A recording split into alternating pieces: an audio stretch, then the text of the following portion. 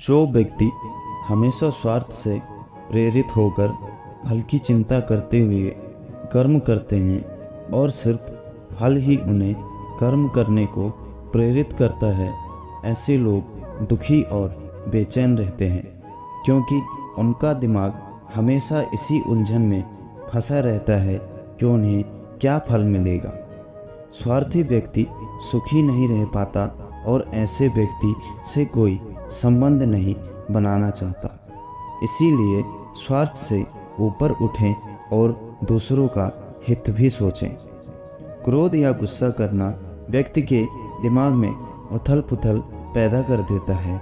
आवेश में विवेकहीन होकर कई बार व्यक्ति अपना ही नुकसान कर बैठता है या फिर अपनी ही मानसिक शांति को भंग करके खुद को कष्ट देता है। क्रोध और अग्नि में बुद्धि और तर्क नष्ट हो जाते हैं और व्यक्ति बिना विचार किए बस अपने अहम की तुष्टि करने वाले काम करता है। गुस्सा व्यक्ति की विचार शक्ति को असहाय बना देता है और भ्रम पैदा करता है। मन का स्वभाव है कि ये आसानी से भटक जाता है। अगर जीवन को सफलता की दिशा में ले जाना है तो मन को काबू करना बहुत ज़रूरी है। श्री कृष्ण कहते हैं कि बार बार प्रयास करने से धीरे धीरे चंचल मन को वश में किया जा सकता है। मन को वश में करने से दिमाग की शक्ति केंद्रित होती है, जिससे कार्यों में सफलता मिलने लगती है। अगर मन को वश में नहीं करोगे तो ये आपका सबसे बड़ा शत्रु बन जाता है। इस संसार में ईश्वर को कई रूपों में जाना जाता है। इनमें से कोई भी रूप बड़ा या छोटा नहीं होता है। परमात्मा का हर रूप समान है। जैसे हर नदी अंत में सागर में जाकर मिलती है, वैसे ही हर धर्म, मत और संप्रदाय की धाराएं परमात्मा रूपी समुद्र में समा जाती है। यह संसार परमपिता का ही है, स्वरूप है और हर कण में विद्यमान है। भगवान श्री कृष्ण उपदेश देते हैं कि हर व्यक्ति को अपने कर्तव्य का पालन करना चाहिए। यही धर्म है। अगर अपने कर्तव्य का पालन नहीं किया जाता है तो मन में अशांति और दुख पैदा होता है। अपनी पसंद नापसंद, मोह, बैर को किनारे रखकर अपना कर्तव्य का पालन करो। किसी अन्य व्यक्ति का कर्म आपको कितना भी आकर्षित करे, उसके प्रलोभन में ना आए। कष्ट में रहते हुए भी अपना कर्म करना दूसरे की नकल करने से श्रेष्ठ है।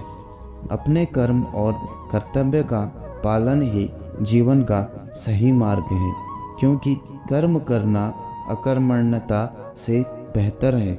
कर्तव्य में दोष देखकर पीछे ना हटें, क्योंकि हर कर्म में कोई ना कोई छोटा बड़ा दोष हो सकता है।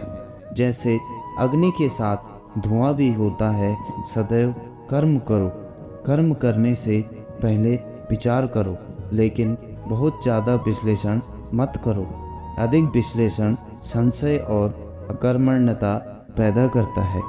श्री कृष्ण कहते हैं, शारीरिक कर्म से ज्ञान का मार्ग उच्च है और ज्ञान मार्ग से भी ऊपर ध्यान मार्ग है।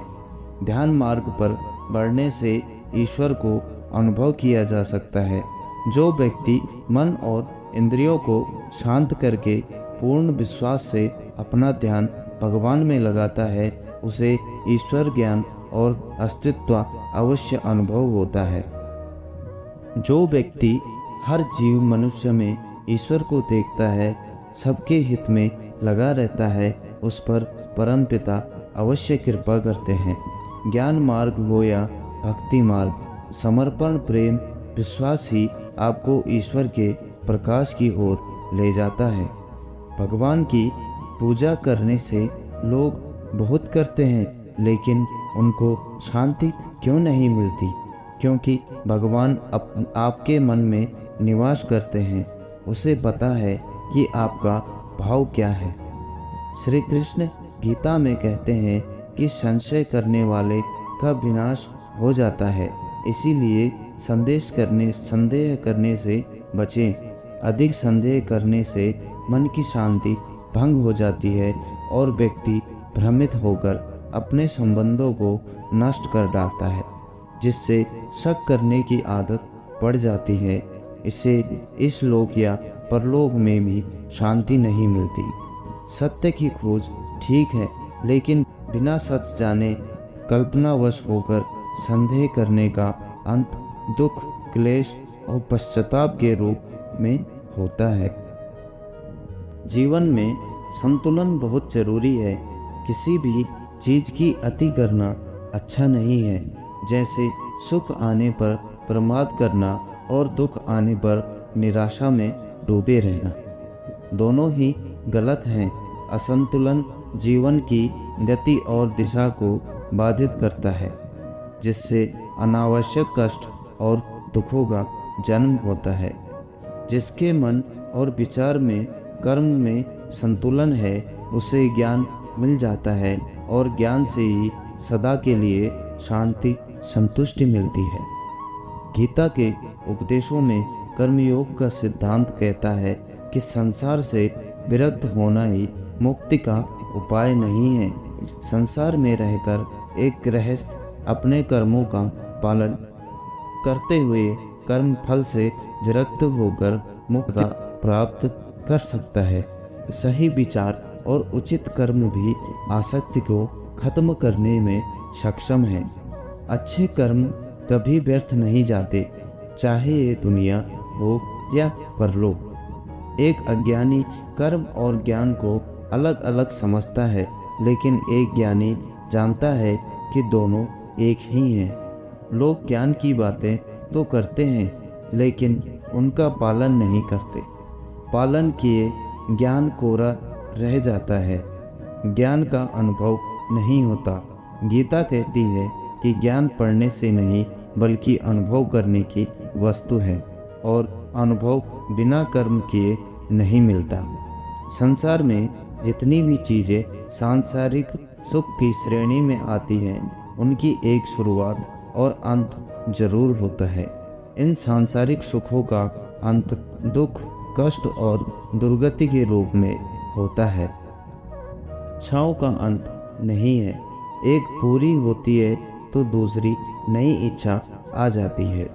हर इच्छा से प्रेरित होकर कर्म करना गलत है, क्योंकि ऐसे तो अनुचित कार्य भी होंगे।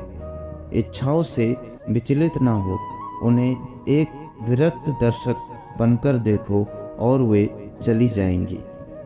परमपिता एक ही एकमात्र हमारे आधार हैं और अपने हैं।